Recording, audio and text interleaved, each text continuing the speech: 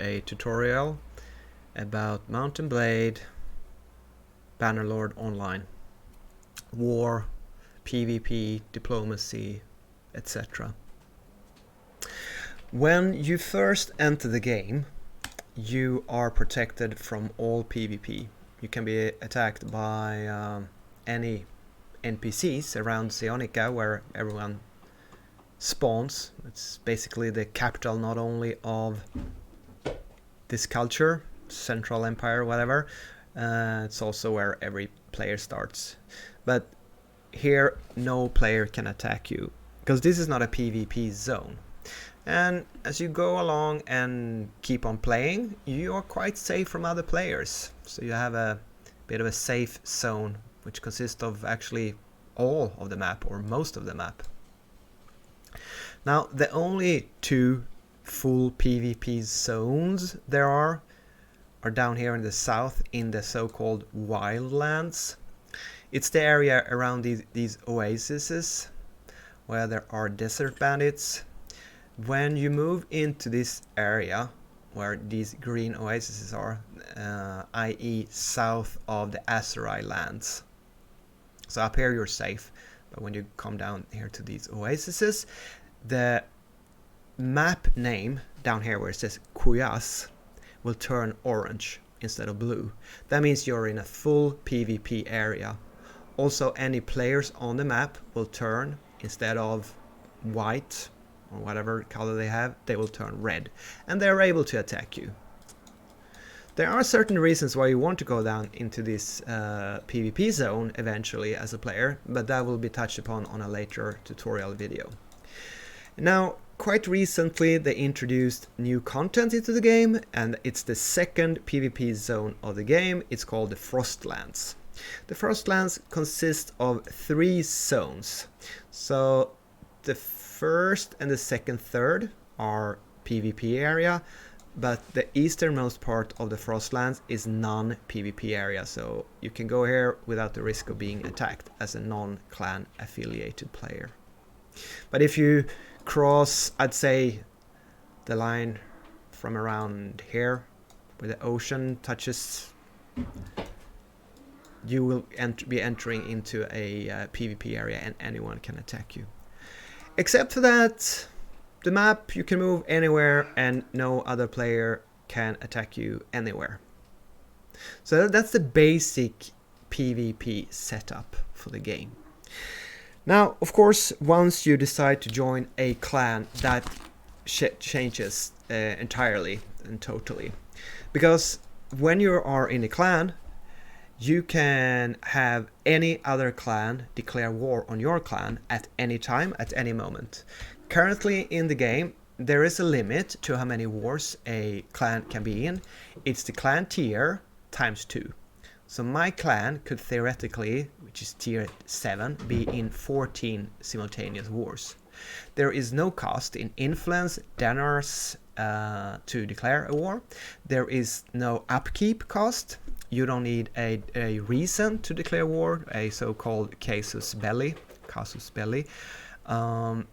It's a very bare bone, a very basic. I hope it's a placeholder feature, the war, because it's outright bad. It's very bad as it stands. Is it?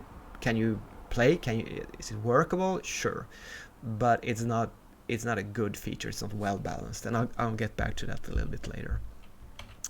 If you're at war with a clan, you can send them a peace proposal. If the other clan accepts, there is no more war. 10 seconds later, you can declare war again. There is no cooldown to re-declare war. Once you declare war on a clan, there is no cooldown until you can attack that player. And I will now go into a bit why that is so incredibly broken in the current build of the game.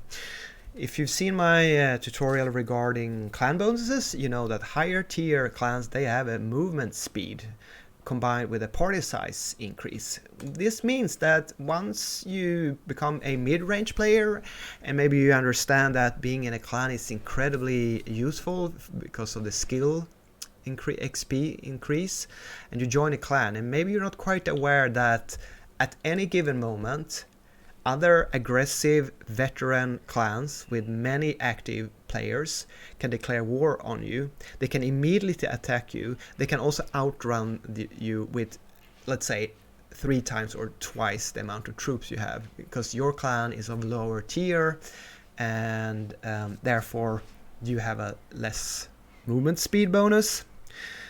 And does this happen in the game? Yes, it does. New players often complain very vocally in global chat about this.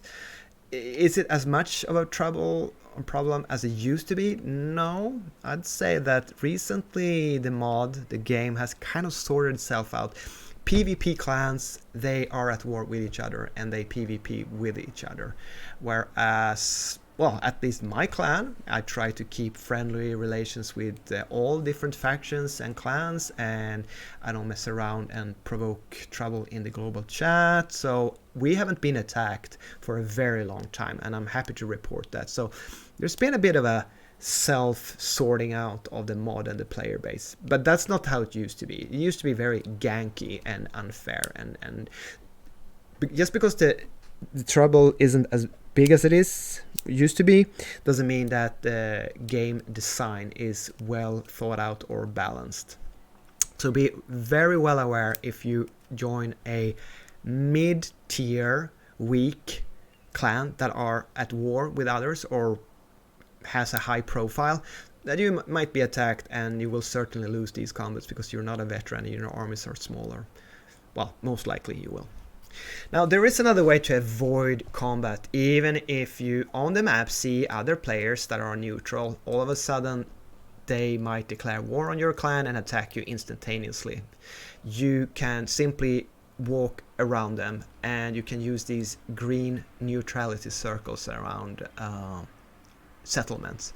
So the cities have a larger green circle and villages have a smaller one, and once you're inside these, no one can attack you, even if your clans are at war. So basically you can zip around and utilize these safe zones, and most of the time other clans won't be able to touch you. Another way is to decrease your army size to a very small. Let's say you go alone, you only have 1 soldier yourself in your army, you will maximize your speed. Now, high tier clans will still have a higher speed bonus, so if they would have only the same size of army, they would catch you eventually. But usually people run around with more troops than just a handful, or yourself as a solo army, and then you could zip around on the map if you wanted to. So it's not the end of the world if you are getting declared war upon. You can still move around with a certain safety and not get ganked constantly. But it does behoove you to learn the name of the most aggressive clans and keep a low profile versus them, and even avoid them on the map, even if you're not at war, because the war declaration and the attack might come instantaneously. Let's see. I am certainly hoping they will develop and rebalance and develop these features in the future. I'm sure they will with settlements, because I consider them at best placeholder features at the moment. I think that's about it, what I wanted to say regarding war PvP.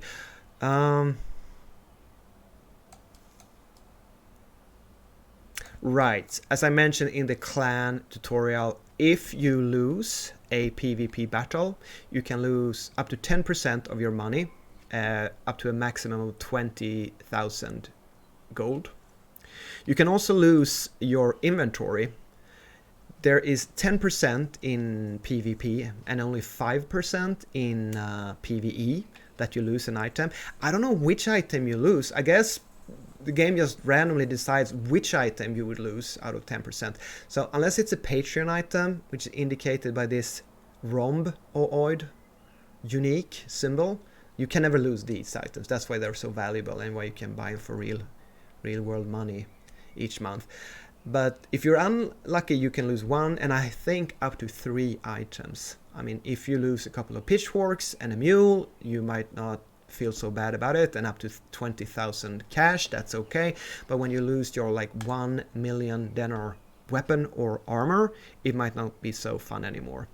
And on the other side, if you win the PvP, I guess the attacking team shares the cash gained, and if you're lucky, you can gain a very valuable weapon or armor from a defeated opponent. So player versus player has a meaning in the game. At the moment, it is to take items and cash from your opponent, kill their troops, hurt them financially.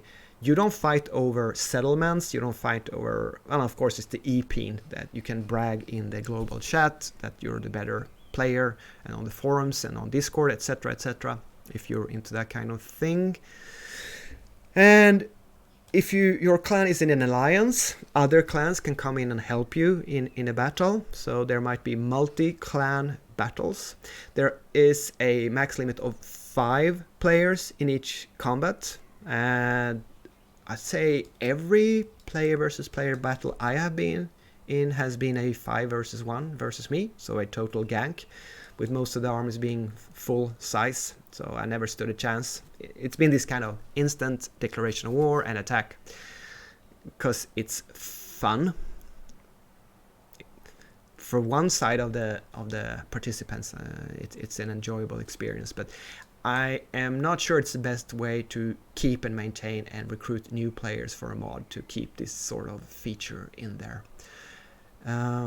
You can also watch PvP battles. How you do that is there will be 2 crossed swords over the 2 armies fighting, and if you click that, you will get an option to spectate the battle, and you will then pop into the battle and be able to watch it and learn and enjoy the play. I think you can find a replay of it and watch it later even. I do think NPCs and other players are able to attack you while you're spectating another battle, so be a little bit careful about that. I think the best thing would be to sit inside a town like this with the menu open and your avatar not being visible on the screen, because then you cannot be attacked, and you can click the cross swords.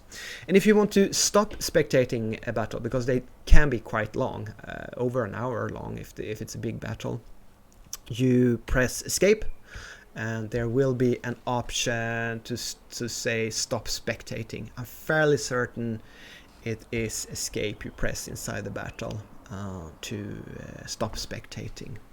So that was a little bit about on-map battles.